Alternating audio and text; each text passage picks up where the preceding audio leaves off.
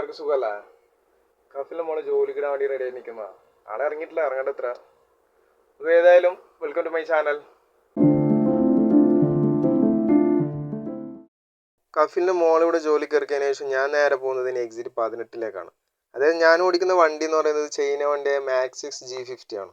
അതായത് ഈ ചൈന വണ്ടിയുടെയൊക്കെ പ്രശ്നം എന്ന് വെച്ചാൽ സ്പെയർ പാർട്സ് ഒന്നും പെട്ടെന്ന് കിട്ടൂല. നമ്മൾ കുറേ അന്വേഷിക്കേണ്ടി വരും. എല്ലായിടത്തും അങ്ങനെ കിട്ടാനുള്ള ചാൻസ് വളരെ കുറവാണ്. എനിക്കിപ്പോൾ ആവശ്യമുള്ളത് വണ്ടിയുടെ ബ്രേക്ക് പാഡാണ്. അത് കുറേ ഞാൻ അന്വേഷിക്കുന്നുണ്ട്. അവസാനം കഫീൽ പറഞ്ഞ് ഏതായാലും വക്കാലയിൽ ചോദിച്ചു നോക്കാം. വക്കാലം എന്ന് പറഞ്ഞാൽ വണ്ടി സർവീസൊക്കെ ചെയ്യുന്ന സ്ഥലം, അതായത് ഈ ചൈന വണ്ടിയുടെ തന്നെ സർവീസും കാര്യങ്ങളൊക്കെ ചെയ്യുന്ന സ്ഥലം. അവിടെ തന്നെ ഇതിൻ്റെ സ്പെയർ പാർട്സ് ഒക്കെ കൊടുക്കുന്നുണ്ട്. അപ്പോൾ അവിടെ ചോദിക്കാമെന്ന് പറഞ്ഞു. അങ്ങനെ അവിടെ വിളിച്ച് ചോദിച്ചപ്പോൾ അവർ പറഞ്ഞു സാധനം സ്റ്റോക്കില്ല, എത്തിയാൽ പറയാമെന്ന്. അങ്ങനെ ഇന്നലെ കഫീൽ പറഞ്ഞ് സാധനം എത്തിയിട്ടുണ്ട്, നീ പോയിട്ട് മാറ്റിക്കോന്ന്. അവസാനം ഞാൻ ആ കമ്പനിയിലെത്തിയപ്പോഴാണ് ഏറ്റവും വലിയൊരു ട്വിസ്റ്റ്. സംഭവം എന്താണെന്ന് വെച്ചാൽ ഞാൻ എൻ്റെ വണ്ടിയുടെ ഒരു പാർട്സ് ഒരു 5-6 മാസമായി പരുത്തുന്നതാണ്, ഇതുവരെ കിട്ടിയിട്ടില്ല. ഇവിടെ നിന്ന് ചോദിച്ചപ്പോൾ ഇവർ പറഞ്ഞ സാധനം സ്റ്റോക്കില്ല, ഓർഡർ ചെയ്താലേ വരത്തുള്ളൂ എന്ന്. പിന്നെ അതിന് ശേഷം ഒരു വിവരമില്ലായിരുന്നു. അങ്ങനെ ഇന്ന് ബ്രേക്ക് പാഡ് ചോദിക്കുമ്പോൾ വെറുതെ ഒന്ന് ചോദിച്ചത് സാധനം ഉണ്ടോ എന്ന്. അവർ പറഞ്ഞ് സാധനം ഉണ്ട്, വേണേ എടുത്തോ, പിന്നെ കിട്ടൂലെന്ന്. അങ്ങനെ അതും പുറത്തുകൊണ്ട് വരുന്നത്. അത്ര സന്തോഷമായി അത് കിട്ടിയപ്പോൾ. കുറേ ആയി പരുത്തുന്നത്. വണ്ടിയുടെ ഇവിടേക്കോ എനിക്ക് മനസ്സിലാവുമായിരിക്കും, എനിക്ക് വെറുതെ ചെരിഞ്ഞിട്ടുണ്ട് അങ്ങോട്ട്. അങ്ങനെ വിചാരിക്കാത്ത സാധനം കൂടി കിട്ടി ഒന്നിച്ചിട്ട്. അപ്പോൾ ഏതായാലും ഇനി വർക്ക്ഷോപ്പിൽ പോകണം. കാര്യം എന്താണെന്ന് വെച്ചാൽ ഒരു 5-6 മാസം മുമ്പ് വണ്ടി ഒന്ന് ആക്സിഡൻ്റ് ആയിരുന്നു, നല്ലൊരു ആക്സിഡൻ്റ് ആയിരുന്നു. അതിൻ്റെ കഥ ഞാൻ പിന്നെ പറയാം. ആദ്യം ഏതായാലും ഞാൻ ഒന്ന് വർക്ക്ഷോപ്പ് വരുത്തിട്ട് ഇതേതായാലും മാറ്റാൻ കൊണ്ടുപോകണമല്ലോ. അപ്പോൾ അവിടെ തന്നെ ആൾ ഒരു ഹിന്ദിക്കാരൻ്റെ നമ്പർ തന്നു. അവനെ വിളിച്ച് സംസാരിച്ചാൽ മതി, അവനോട് അടുത്ത് തന്നെ ഉള്ളത്, നല്ലൊരു പണിക്കാരനാണ്. അങ്ങനെ അവനെ വിളിച്ച് സംസാരിച്ചിട്ട് അവരുടെ ലൊക്കേഷനിലേക്ക് ഞാൻ പോകുന്നതാണിപ്പോൾ.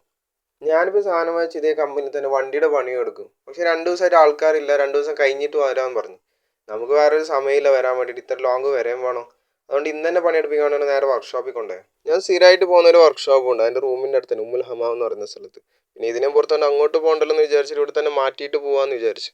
ഞാൻ അവസാനം വണ്ടി വർക്ക്ഷോപ്പിലേക്ക് കയറ്റി. ഇതായിട്ട് ഇവിടുത്തെ ഒരു വർക്ക്ഷോപ്പ് ഇങ്ങനെ പരന്ന് കിടക്കുന്നതാണ്. ഇതിലെല്ലാ രാജ്യക്കാരുണ്ടാവും. ഹിന്ദിക്കാരുണ്ട്, പാകിസ്ഥാനുണ്ട്, ബംഗ്ലാദേശ് ഉണ്ട്, യമനി ഉണ്ട്, മിസ്രി ഉണ്ട്, എല്ലാവരും ഉണ്ട്, എല്ലാ പണിക്കാരും ഉണ്ട്. പിന്നെ എല്ലാവർക്കും ഇതുപോലത്തെ ഒരു ടൂൾസ് ബോക്സ് ആണ്. അത് അവർ തന്നെ ലോക്ക് ചെയ്ത് വെച്ചേക്കണം. ഇതുപോലത്തെ ഒരു ചെറിയ ചെറിയ സെപ്പറേറ്റ് ഏരിയ ഉണ്ടാവും അവർക്ക് തന്നെ. അങ്ങനെ വണ്ടി ആര് കയറ്റി പണി തുടങ്ങി. ഇത് അഷ്റഫ് ഭായാണ്. ആള് ബീഹാർ സ്വദേശിയാണ്. 15 വർഷമായിട്ട് ഇപ്പോൾ സൗദി അറേബ്യ ഈ ഫീൽഡിൽ തന്നെ ജോലി ചെയ്യുന്നുണ്ട്. ആള് ജോലിക്കടയിൽ ഇങ്ങനെ ഓരോരോ കാര്യങ്ങൾ ഇങ്ങനെ സംസാരിക്കും. 5-6 മാസമായിട്ട് ഞാൻ പറ്റിയ സാധനം ഇതാണ്, വണ്ടിയുടെ ഷോക്ക് അബ്സർവ്. അതാണ് ഇന്ന് കിട്ടിയപ്പോൾ അത്ര സന്തോഷമായത്. അതിനിടയിൽ അഷ്റഫ് ഭായിയുടെ കൂട്ടുകാരനും വന്നു. അയാളും ഒന്നിച്ച് പണിയെടുക്കുന്ന ആളാണ്. അപ്പോൾ രണ്ടാളും കൂടിയിട്ട് പെട്ടെന്ന് പണി തീർത്തു വന്നു. ഒരാൾ ബ്രേക്ക് പാഡ് മാറ്റി, മറ്റേ ആൾ ഷോക്ക് അബ്സോർബറിന്റെ പണിയെടുത്ത് അതും പെട്ടെന്ന് തീർത്തു. ഇപ്പോൾ ടയറിൻ്റെ ചെരിവൊന്ന് പോയി. ഓക്കെ, സെറ്റായില്ലേ? വണ്ടിയുടെ പണിയൊക്കെ കഴിഞ്ഞ് ഒന്ന് ട്രയൽ അടിക്കാൻ വേണ്ടി ഇറക്കി. അപ്പോൾ വണ്ടി റൈറ്റ് സൈഡ് പോകുന്നുണ്ട്. അപ്പോൾ വണ്ടിയുടെ അലൈൻമെൻറ്റ് കൂടി ഒന്ന് ശരിയാക്കിയാൽ വണ്ടി സെറ്റായി. അങ്ങനെ വണ്ടി അലൈൻമെൻറ്റിന് കൂടി കയറ്റി. ഓക്കെ, അങ്ങനെ അഷ്റഫ് ഭായിക്ക് സലാം പറഞ്ഞ് ഞാൻ അവിടുന്ന് ഇറങ്ങി. ഇനി സംഭവം എന്താണെന്ന് പറയാം. കഴിഞ്ഞ റമദാനിന് നോമ്പ് തുറക്കാൻ വേണ്ടി പള്ളിയിൽ പോകുന്ന സമയത്ത് പോക്കറ്റ് റോഡിൽ നിന്ന് ഒരു വണ്ടി കയറി നല്ലൊരു ഇടിച്ച്.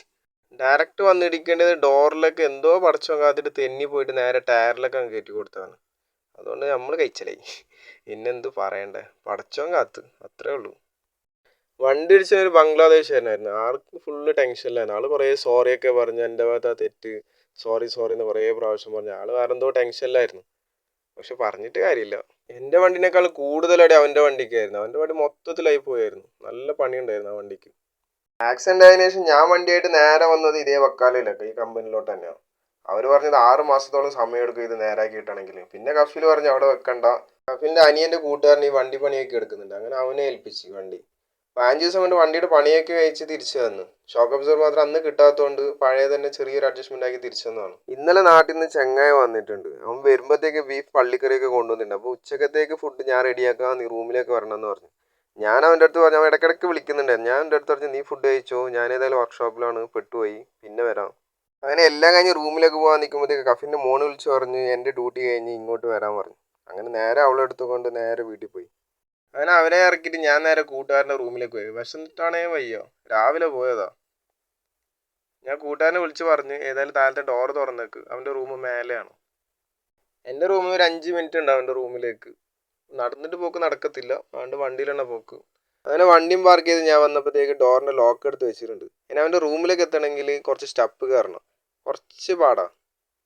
ഇവിടെ സൗദി അറേബ്യയിൽ ഹൗസ് ഡ്രൈവർമാർക്ക് ഓരോ ടൈപ്പായിരിക്കും റൂമുള്ളത്. ചില ആൾക്കാർ ചെറുത് വലുതൊക്കെ ഉണ്ടാവും, അത് സ്വാഭാവികമാണ്. ചില ആൾക്കാരുടെ റൂമൊക്കെ അണ്ടർഗ്രൗണ്ടിലായിരിക്കും, ചില ആളത് വെളിയിലായിരിക്കും, ചില ആളത് കോമ്പൗണ്ട് അകത്തായിരിക്കും, ചില ആൾക്കാരത് ഇതുപോലെ സ്റ്റെപ്പും കയറി പോകേണ്ടി വരും.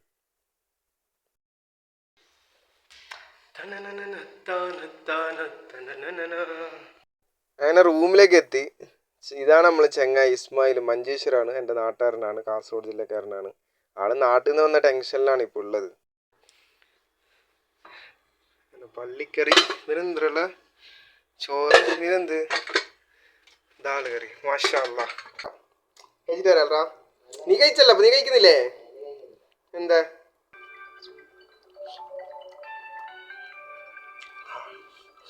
എന്താണെന്നറിയില്ല, നാട്ടിലത്തെ ബീഫിനൊരു ടേസ്റ്റ് വേറെ തന്നെയാണ്. ഇവിടുന്ന് എത്ര വാങ്ങിച്ചാലും ആ ഒരു ടേസ്റ്റ് കിട്ടൂല. അങ്ങനെ ബീഫ് പള്ളിക്കറിയും കൂട്ടി ഞാൻ ചോറും കഴിച്ചിട്ട് കുറേ നേരം അവിടെ ഇരുന്ന് ഞങ്ങൾ കഥ പറഞ്ഞ് നാട്ടിലെ കാര്യങ്ങളൊക്കെ സംസാരിച്ച്. പിന്നെ നാട്ടിൽ നിന്ന് കൊണ്ടുവന്ന പൊരിയുണ്ടയും കുറച്ച് ബേക്കറി ഐറ്റംസും എല്ലാത്തിനും കുറച്ച് ഞാനും എടുത്ത്. പിന്നെ നമ്മളെ വൈഫ് ഒരു സാധനം കൊടുത്തിട്ടുണ്ട്, അതും വാങ്ങി ഞാൻ ഇറങ്ങി. ഞാൻ വരുന്നേരാ. ഓക്കെ ഇപ്പോൾ ബൈ ബൈ. അങ്ങനെ ചെങ്ങായിൻ്റെ റൂമിൽ നിന്ന് ഇറങ്ങി. ഞാൻ ഏകദേശം ഒരു 10 മണിയാകുമ്പോൾ റൂമിൽ നിന്ന് ഇറങ്ങിയതാണ്.